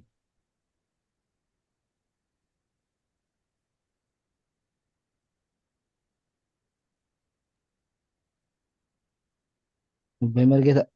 كمل له حسابك أبيت يكون سامي حاونا እግዚአብሔር ይመስገን ስለዚህ ነገርና ጊዜ እግዚአብሔር ካብኡ ኮይነልና እሞ ነመስግኖ ብዛዕባ ኣነስ እንታይ ክሓስብ ፀኒሐስ ብዛዕባ ካብዛ ክንመሃራት ፀኒሐና ብዛ ሓፍትና ሂወታ ከተምባት ፀንሐት ኣብታ ክንደያ ነይራ 16 ምዕራፍ 26 14 15 ዘላ ብዛዕባ ምሕረት ኣምላኽ እያ ትገልፅ እሞ ብዛዕባ ኣምላኽ ስማዕረ ክንደይ ክብል ፀኒሐ እቲ ኣብ ብሉይ ኪዳንሲ ኣብ ኢሳያስ እቲ ኣብ ቅድሚቶም እቶም ከም ኣብ ቅድሚ መቐስቱ ከም ትስሓብ እንታይ ትብል ኣፉ ከይከፈተ ምንትኦም ምሕረት ዝለመን ከም በጊዕ እንዳኸብክብዎ ከለዉ እንዳሰቐልዎ ከለዉ ምንትኦም ምሕረት ዝለመን እግዚአብሔር ኣቦ ዝገብርዎ ይፈልጡን እዮም ይቅረበሉ ሕጂት ምሕረት ኣምላኽሲ ኣብዚ ኣብታ 14 እቲ ሕሩይ መልኣኽ ካብ ማእከልቶም መላእኽቲ ነቶም ዓላውያን ከጥፍኦም ኢሉ ሴፍ ሒዙ ወፂእ ክርስቶስ ግን እታ ምሕረቱ ከልኪላቶ ሽዑ ኣብቲ መጋረጃ ነቲ መጋረጃ ከም ዝተርተሮ ሕጂቶም ኩሎም መላእኽቲ እቶም መላእኽቲሲ ተቆጢዖም ኩሎም ተቆጢዖም ኣብቲ 15 ምሕረት ኣብን ናይ ወልድ ትዕግስትን ናይ መንፈስ ቅዱስ ሃብትን ከዓ ክነግረና ፀኒሕ እሞ ኣምላኽሲ እቲ ሐዋርያ ቅዱስ ጴጥሮስ ነቶም ክሕዝዎ ምስ መፁ ነቲ እዝኑ ዝቆረፀ ብምሕረት ምሕረቱ ነታ እዝኒ ምፅእ ኣቢሉ ክልግባ ንርኢ ነታ ሳምራዊ ሰበይቲ እውን ብምሕረቱ በቃ ክድሕና ኢሉ ነታ ሓንቲ ነፍሲ ኢሉ ሕጂ እቲ ምሕረት ኣምላኽሲ እታ ምሕረቱ ማዕረ ክንደይ ንዓና እውን ትፅበየና ከም ዘላ ምሕረት ኣምላኽሲ ንንስሓ ትፅበየና ከም ዘላ ምሕረት ኣምላኽሲ በቃ ኣዝዩ ሰፊሕ ተንቲንካ ኣይውዳእን እዩ ከምዚ እታ ምሕረት ኣምላኽሲ ማዕረ ክንደይ ዓባይ ምዃና የሳይ ከብል ፀኒሐ እሞ ስለዝተዋህበና ዕድል የቅኒየለ ይቦና ኣለህይወት የስማዕልና ሓወና ዲያቆን ሳሙኤል ፅቡቅ ሃስቲንቲንካ ኢሳያስ ምዕራፍ 53 እንደኸተን ብበልና እታ ምዕራፍ 12 ጥቕሲ እዩ ዘለዋ እሞ ኮላ ብዛዕባ እቲ ደረቕ ሓዲስ እንዲ ዝብሎ እቲ ምእንታና ዝተቐበል ዋጋስ 53 ካብ 1 ክሳብ 12 ትንቢት ኢሳያስ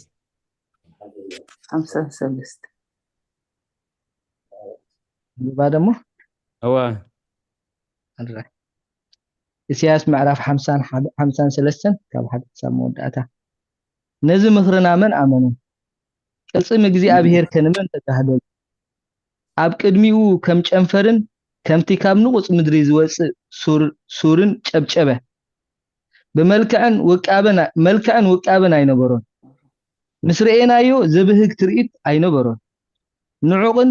ብሰብ ድርብዩን እዩ በዓል ስቃይ ብሕማም ልዱይ ከምቲ ኣብ ቅድሚ ገጾም ዘጎልድብሉ ሰብ እተዋረደ እዩ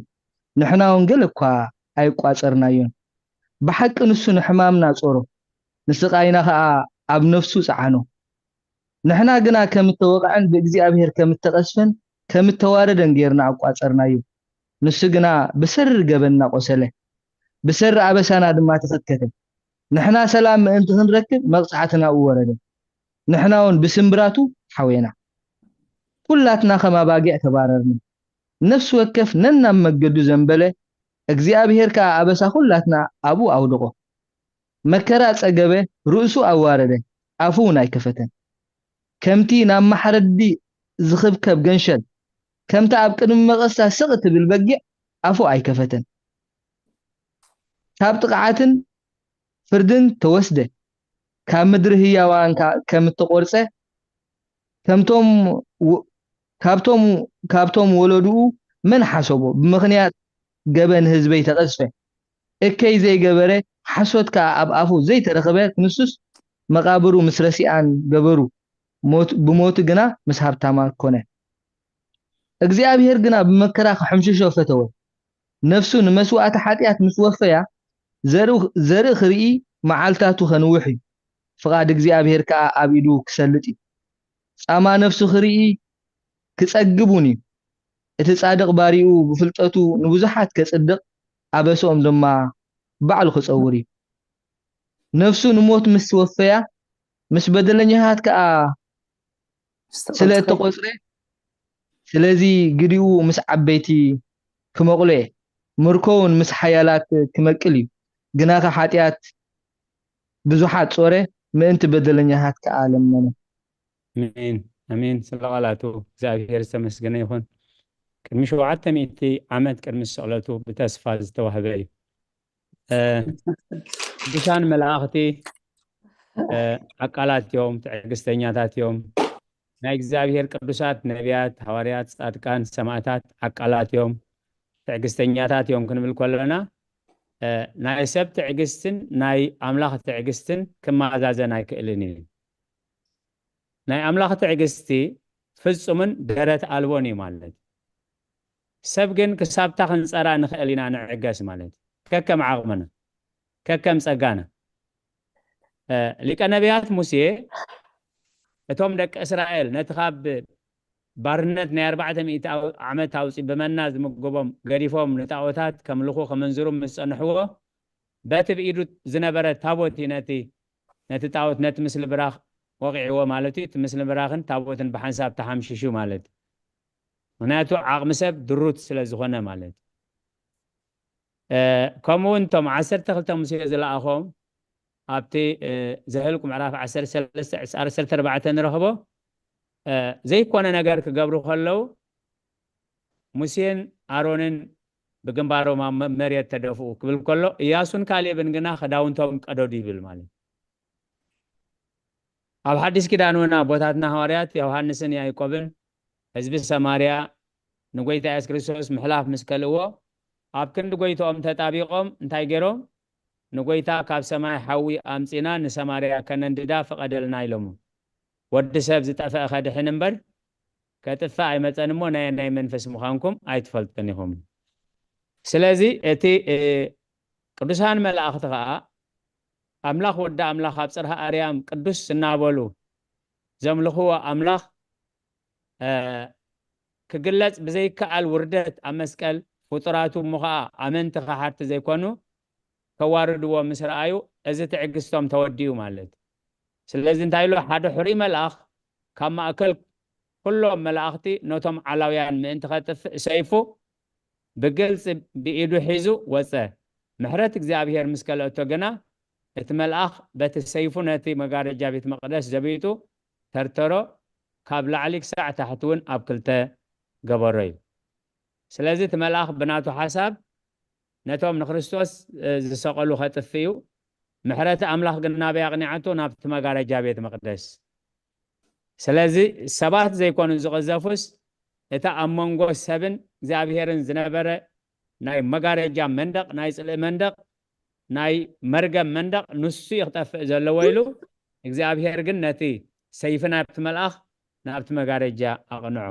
ኩሎም መላእኽቱ ድማ ካብ ሰማያት ኮይኖም ንዑ ርእዮም ክቁጥዑ ከለዉ ናይ ኣብ ምሕረቱ ናይ ወልዲ ትዕግስቱ ናይ መንፈስ ቅዱስ ለውሃቱ ከላኣቶም ስለቃላቱ እግዚአብሔር ዝተመስገነ ይሁን ምሕረት አምላኽ ደረት አልቦ ምሕረት ትዕግስቲ አምላኽ ምስ ትዕግስቲ ፍጡራን ምስ ናይ መላእኽቲ ይኹን ምስ ናይ ቅዱሳን ይኹን ምክንያቱ ናይ ፍጡራት ትዕግስትን ዓቕልን ውሱን ምዃኑ ናይ እግዚአብሔር ትዕግስትን ዓቕልን ግና ፍጹምን ሙሉእን ዘይውሰን ምዃኑ እዩ ኣስተንቲኑልና ሓውና ዲያቆን ሳሙኤል ቃለ ሕይወት የስማዓልና ሓውና ዲያቆን ሳሙኤል ኣራይ ካልኦት ኣብዝና ኢሎም ይኹን ኣብዝና ዝሓለፍናዮ ሕቶ ርእቶ እንተሊና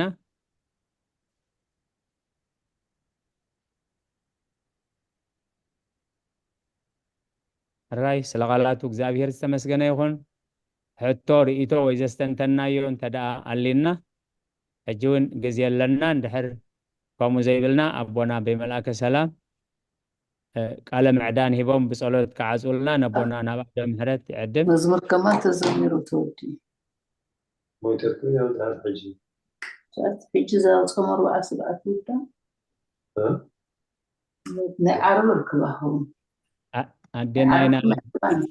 عندنا هنا على 100 جبر عندنا هنا على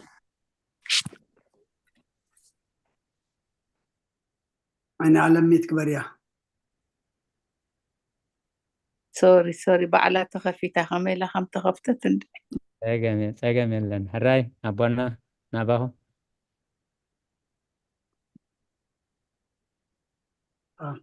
هراي كبرن مسجانان نأجزي أبيهر أملاخنا يكون كلكم كما أنكم كما يوعلكم كما يمسيكم زيابير أملاخنا نايزا على الزيان نايزا سعزيان زقبرنا قالوا خن النهار نحنا وين بصلوت مسخن نزارب نأخن حتى نزعد لزن نزقدس قبع عزيز خفتلنا كبرن مسكانان نعيخن تأم كلكم أبزي تساتيفكم زلكم أبوتات أديتات أحوات أحد ما زيابير أقلقلتكم يقبل زمنكم أقلقلتكم ما يبارخ أبنا أبي مركتا قال هو يسمع لنا كموين حفتنا بري زماري ملأختي يسمع لنا كلهم أبزي قبائي كنتن يتوهبكم تقصتات كتنببو كتنببات صنحهم كموين نتات تزمرت مزمور بقال أملاك كيركم زسنخم كابتغن مهارو زمسنا هايمانة أبو دما تردأكم زستنتنكم كموين زي تردأكم حتتكم حتى نقول لناز خون كلكم زيابيهر عصبكم يهبكم أنس أبتا حونا دياقون ساموئيل مودعتا زمصا ناي እግዚአብሔር محرت كمون أبونا سفح دما قليس أما أمو نشتي أبقى سلزتن كفت النئة حسب كهب دلية مسلالو እግዚአብሔር أملاخسي كمزي قرو نشتي كمزا مسابوركي ليتن معلتن حجوا تسكموا صيروا أب إيدو زنبر اللامو حجي اتملأ أخي زيابيهر نعاء مسرائيس كبريك كايلوون زيابيهر مسلاعة قن مهاريتيا كبريك كايلوون زيابيهر نو أي تخلاني خا كبدت كايا إلو دهان كبريك كايلو كاب زيابيهر مستقبلو نتا مسبور كنا اشتي بحون تبهاليا بعدنا كفت انتبلات ملأخ إذا كله أب عالم زلو نايدك سبعات كفعات حتيات أو حجة ملأخ نزي إخاص إركا زل خيلو كم دي أقرو خدر بيا خدر لخلو إجزي أبي هرجن كم دي أقرو بإيد حجو أي تخلاني خادو أي بالكوخان بعنتو إلو يبهال مو ناي كله فطور تعجستي مودعتا اللو ناي እግዚአብሔር أملاخنا تعجستي محراتقن مودعتا يبولون بحلفي دك سبات نحنا ينوح يحصر يبزح يوحد زتوهبنا عدمه نزع علم زي أقدفنا يا ساعة نخيد እግዚአብሔር كل جزية محرته أي عصول دان إيو بزعبا محرت እግዚአብሔር كزارب كله أب قريز زداقم معرف شو عطي قطرة الشعطي እግዚአብሔር أملاكا نسو أملاك كم زخانه نزفتوون تأزازو نزحلون كسع الشح ولدا محرز زقبر كيدان زحلو أمن أملاككم زخونة فلت سلقالو أملاخنا مسغانا يبصحيو እግዚአብሔር አምላካ ኢሉ ንሱ አምላክኩም ዝኾነ ነቶም ዝፈትውዎ ነቶም ትእዛዙ ዝሕልው ምሕረቱ ሽዳኑ ክሳዕ ሽሕ ወለዶ እሙን ምዃኑ ፍለጥ ንሕና ካብዚ እንታይ ኢና ንምሃር ንእግዚአብሔር ክንፈትዎ ኸነፍቅሮ ትእዛዛቱ ድማ ክንሕሉ ንእግዚአብሔር ተፈቲናዮ ፍቅሩ ተሊና ንትፈትዎ ንተፍቅሮ ትእዘዝ እኻውን ዝብለካ ኩሉ እንትሕልዎ እኻ ሎሚ ሕጊ እግዚአብሔር ምፍጻም ኣብይና ዘሎ ትእዛዝ እግዚአብሔር ድማ ምፍጻም ኣብይና ዘሎ እንታይ ስለ ዝኾነ እዩ ታፍቅሪ ጎደሎ ስለ ዝኾነ እምበር ንተፍቅሮ ትእዘዞ ጥራሕ ደይኮንካ ሲወት እውን ትኸፍለሉ ኢኻ ትዝዓበየ ዋጋ ትኸፍለሉ ኢኻ እሞ እግዚአብሔር ኣምላክካ ንሱ ኣምላኽ ምዃኑ ነቶም ዝፈትውዎ ትእዛዛቱ ንዝሕልው ክሳዕ ሽሕ ወለዶ ምሕረት ዝገብር ኪዳኑ ድማ ዝሕሉ ኣምላክ ከም ዝኾነ ፍለጥ ኣቦታት ኣዴታት ኣሕዋት ኣሓት ኣምላኽና ነዚ እዩ ዝመስል ናይዚ ካብ ወለዶ ናብ ወለዶ ምሕረት ዝገብር ኪዳኑ ጽኑዕ ናቱ ክንከውን እግዚአብሔር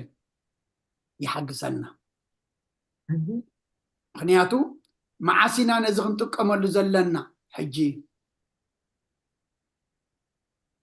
ብዙሕ ግዜ ንጠቕሳ ኢና እታ ኣብ ካልኣይ ቆሮንጦስ ምዕራፍ 6 ዘላ እታ መዓልቲ ምድሓንሲ ሎሚኣ እዩ ዝብለና እሞ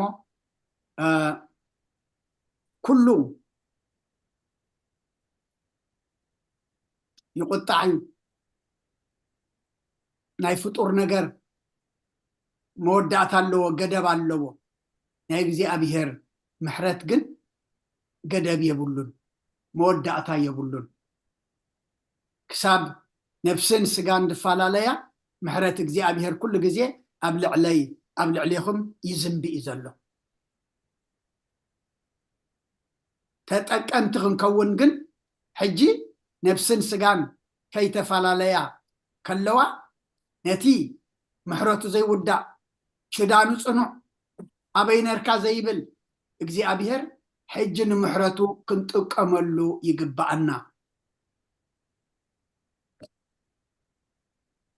ድሕሪ ሞትና ብኣሽሓት መስቀል ተመሪሕና እንተተቐበርና ብዙሓት ኣገልገልቲ ጳጳሳት ካህናት ዲያቆናት መምሃራን ምእመናን ኮይኖም እንተቀበሩና ጽቡቅ ቀብሪ ነይሩ ብዙሓት ሰባት ቀቢሮሞ ብዙሓት ኣገልገልቲ ድማ ነይሮም ክበሃል ይከኣል እዩ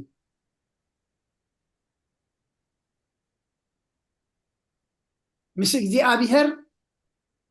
ርክብ ዘይነበረና ፍቅሪ ዘይነበረና ትእዛዛቱ ዘይንሕሉ ምስኡ እንተዘይነርና እቲ ኩሉ ክንብሎ ፀናሕና ሰብ ክዛረበሉ ይኽእል እዩ ኣብ ቅድሚ እግዚአብሔር ግን እሱ ይኮነ እንደተዓርቀና ንዕረቕ ማዕሲና ሕጂ ብህይወት ከለና ነብስን ስጋን ከይተፈላለያ ከለዋ እግዚአብሔር መሓሩ ምዃኑ ሽዳኑ ዝሕሉ ምሕረቱ ዘይውዳእ ስጋዕ ሽሕ ወለዶ ይቕረ ዝብል ኣምላኽ ምዃኑ ፈሊጥና ተረዲእና ነዚ ተዋሂብና ዘሎ ግዜ نمحرت نطقملو قطع ملائكت نرئ لنا محرت أملاخ دما بزي نرئ لنا እግዚአብሔር ፈከም ግብርና ሽዑ ተድቀጽ ዓናን ተዝቀዝፈናን እዚ ወለዶ ናይ ሰብ አባናይን በጽሐን ነይሩ እግዚአብሔር ግን ንዘዝመፀ ብዓይኒ ምሕረት እናረአየ ወለዶ ናብ ወለዶ ድማ የሳግረና ኣሎ ግን ከምታ ንብላ ዘለና መወዳእታ ግና አላታ ነፍስን ስጋን ተተፈላለየን كم زغبها لنا صنحه تا سغانا مقابريا اتا نفس دما نا وهابيا اغزي ابيهر ايا محجي ابز مدري كلنا محرت اغزي ابيهر كنفلط نتچدان صنع اغزي ابيهر كنعززو كنفتو كنفقرو انتفكرنايون بلب انتفتينايون دما السوز دولي إنا نقبر السوز تصلو أخن تصل إنا تقدميتي أملاخنا تسأل آدم ما حاتياتيا اتحنسابن مودعتان لنفسنا تقتل آدم ما حاتياتيا دحر حاتيات انتا يزبلنا موتي يزبلنا وصيت حاتيات موتي اتموت تدما زل عالماوي موتي أما أملاخنا زل عالماوي هي وان كنكون محراتو ملؤيو شدانو صنعيو نابت محراتو زي ودع شدانو دما صنع زخونه ناو قصنا خنملس نتذهبن عدما دما ناو خنطمتلو زياده كله ازي صوم ازي دما مقدنا نقنعلو هوتنا نفسنا نفتشلو كون እግዚአብሔር نخلنا يحجزنا ስለሁሉ እግዚአብሔር مسغانا يبصحيو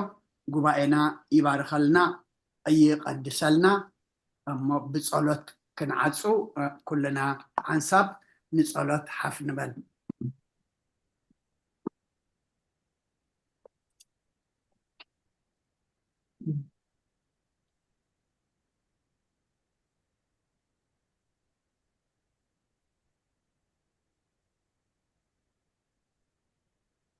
من سلام زصلى صلوات كم بحدش كلن زح እግዚአብሔር አበጎይታናን መድኃናን ኢየሱስ ክርስቶስ من سلام زحنتن لكل زغنت ቅድስት ቤተክርስቲያን ልምናለና ኣብ ልዕሊ ህዝብን ምእመናንን ብዙሕ ሰላም ክህብ ንኩሉ ሰላም ስልጣን ዘለዎ እግዚአብሔር አምላኽና እዩ من سلام ጸልይ ብሰማያት ትነብር ኣቦና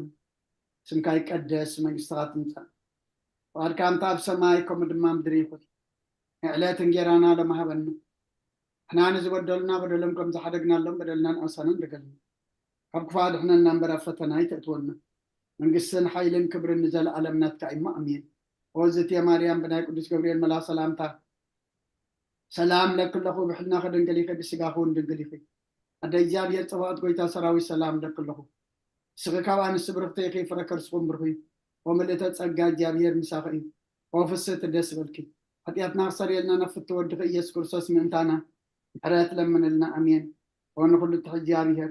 اللي من كان مادة كان لنا ونقول السلام سلام هبنا واللي كان ناخذ مؤق جابيرات رينا سقاخو نفسنا جكان نفلت بعد أملاخي بلنا الدسم كان سمن تسوعنا لنا أبسما يزل خان سقاب للنفس كلنا حدث أبزع على من دون رام سلام حلو كل مرة حتنسوي ستان بقدسم كان سلام حبهم أبجريانا نزول مكاين تازاك أمخراب أما تاونا متعنا نزلو قراوتنا بقول سلام حلوهم ودون بقون وقت كنبرن كل سنة يعمل خدمة ناخاني زيابير بنفرح بحياة ونكبن قرصاص مسؤول اسمه فز كل سنة سجانا صنعتهم بأذن لك على من كل ساعة نزل علم أمين حر أملاخ محرنا رب حال أملاخ رب لنا ساعات ما عاد تزبارك لنا كل شيء زيابير أملاخنا ساعات زامش زيادة ما بارك لنا منفس كامر حنا حيد خادق فنا قبرنا حديقات عرقنا كم حرد كم بدلنا يتخدنا ودسم موداتو انت تصبق اي موداتا كلنا تصبق لنا عالم سلام نزازل لنا اي هاجر سلام هاجرنا نزبنا نقرابتنا منقنا سلام هابنا قدس እግዚአብሔር أملخنا أب حمام زلو صلو ذكرنا زبولنا أسماتهم نفلطهم زي نفلطهم نسخان كلهم تفلطهم يخمو سقايا مقلل سبارم صقن حمام مفوس أب حزن زلو حزنهم دبس زعرفوا من قص خورسرنا درالت سينام زجنا قدما سخاناي بركة أملاخي خامو إدكا إد بركة زرق حلهم أبيت ما أسرتي أب سقاي أم مكرا أب إهنتا أب سلمات أب قدا قد زلو دما سنسلتهم بتيكا مقاوحهم سيركا دما حراوز عنا نعنا دما كاب سنسلت حتيات كام مقحدي أبلس دما حرا قبرنا قدس إجابير أملاخنا ولدنا أيام كلهم دما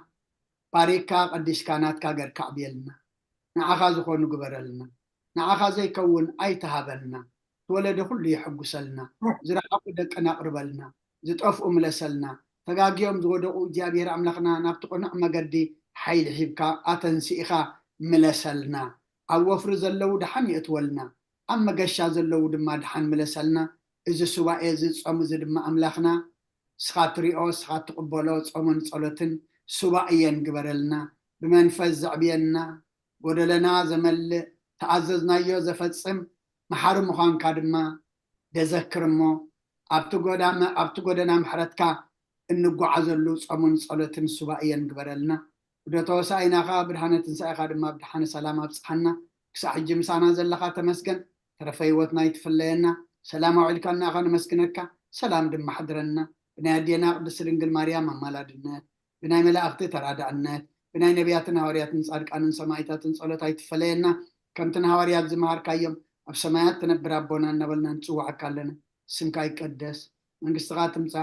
فقد كانت أبسمايكم دمام دريقون على تنجرانا لما هبنا أنا نزودلنا بدلهم كم صحدقنا لهم بدلنا نعسانا ندقلنا كفاد إحنا نمبر فتنا يتأتولنا من قصن حيلن كبر النزل علمنا تكاين ما أمين ووجدت يا مريم نايب قدس جبريل ملا سلامتا سلام لك الله اللي ناخد نقليخي سقاخون نقليخي أدي جابير صباط قويتا سراوي سلام لك الله سقاك أنا سبرختيخي فكر سهم برخيم ومن تسقى يا بيهر مساخي أوف السيتي دسي والكي فتياتنا سريلنا نفت وجه يسوع كريستوس من تانا حرات لمن لنا أمين يفتح ويشرق جينا عملاكنا مدانيس كريستوس كاني كأنا سريات يقدم ساسي أبسا ولدو لبركة ساتي برهان أنتم عوية كانت وعيدية كانت برهان سارقوس كانت ببسمكم كن فتحنا ونصحنا يرسين كلهم سمعت زيو مهار النكرسوس مال عصر تغلطه زيو مهار النكسوس زيو مهار النكسوس زيو مهار النكسوس زيو مهار النكسوس زيو مهار النكسوس زيو مهار النكسوس زيو مهار النكسوس زيو مهار النكسوس زيو مهار النكسوس زيو مهار النكسوس زيو مهار النكسوس زيو مهار النكسوس كمون بنت اجزتنا مريم مهار النكرسوس مال عصر تغلطه بنت اجزتنا مريم نكسوس بنت اجزتنا مريم نكسوس بنت اجزتنا مريم مهار النكسوس بنت اجزتنا مريم نكسوس بنت اجزتنا مريم نكسوس بنت اجزتنا مريم مهار النكرسوس بنت اجزتنا مريم مانكسوس بنت اجزتنا مريم مانكسوس بنت اجزتنا مريم هار نكرسوس بنت اجزتنا مريم هار نكرسوس بنت اجزتنا مريم هار نكرسوس بنت اجزتنا مريم مهار نكرسوس اجا قويتانا يسوع كريستوسن فقر እግዚአብሔር አቦን ሕብረት መንፈስ ቅዱስን አብልዕ ለይና አብልዕ ኩልኹም አብልዕ ለዝቤት አብልዕ ለአብዘት ዘለና የቦታን ቅጽፍን ድርብን ኮይኑ ይውረድ ክብርን ምስጋናን ንአምላኽ ይኹን ኩልኹም ዘመን አገልግሎትኩም ይባርኽ ንበት أيوه لكم مشات تقبر لنا آمين قال هيوت يسمع لنا متعنا نهبكم كلكم آمين وهبركم حزب እግዚአብሔር ነዚ ቅዱስ ቤተ ክርስቲያን ትህቦ አገልግሎት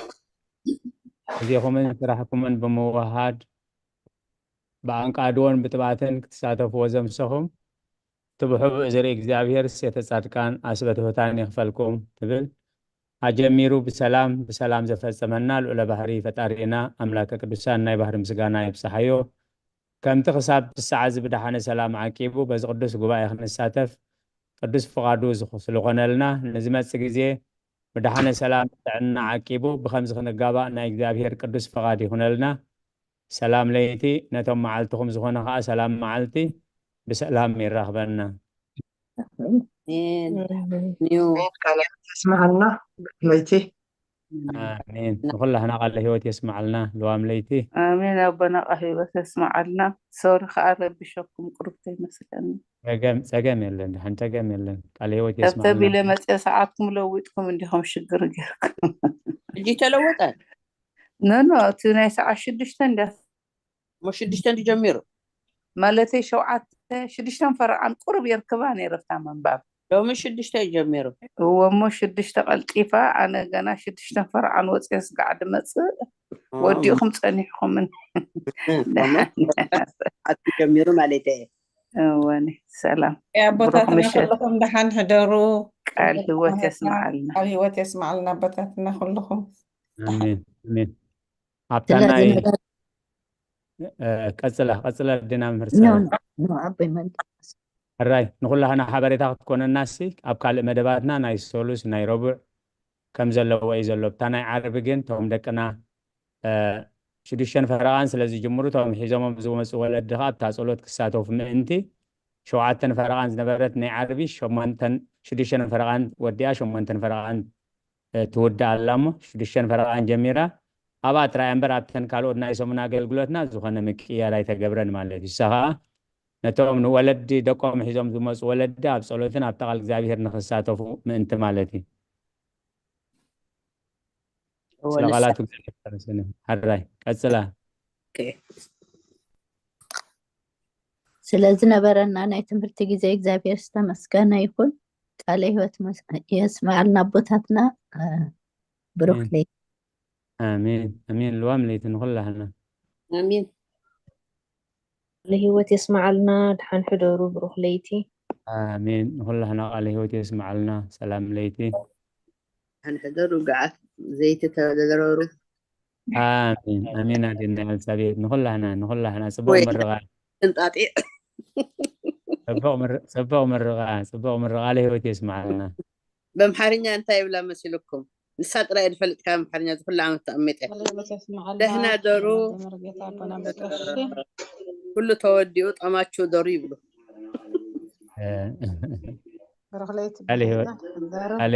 على هو تسمع لنا على هو تسمع لنا